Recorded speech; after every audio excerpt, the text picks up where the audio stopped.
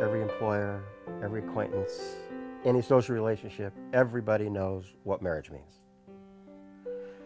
Registered domestic partners, people kind of know what it is, they don't know, it's kind of foggy.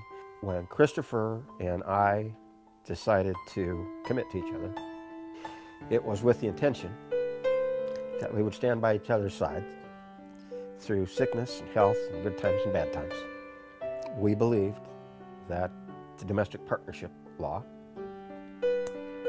would cover us in every eventuality, just exactly the way lifelong committed partners would want to take care of each other.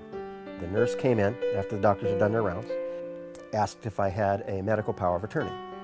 I said, well, we don't have a medical power of attorney. We're registered domestic partners. It's like being married, and that's all encompassing.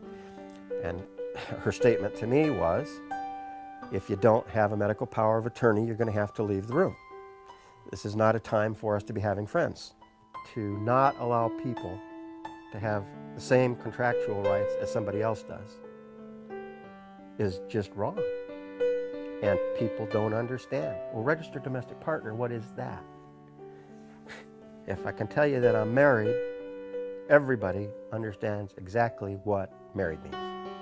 If I'd have been able that day, when the nurse told me and was asking me and badgering me about medical power of attorney, if I'd have been able to tell her we are married, everybody understands what marriage means.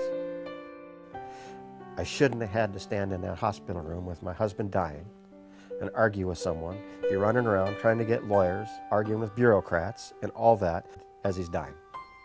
Had I been allowed, as I rightly should have, to explain to the nurse, no, we're married, there wouldn't have been any lawyers involved, there wouldn't have been any bureaucrats involved, I wouldn't have had to leave my partner's bedside. I could have been with my husband right where I should have been and right where I needed to be.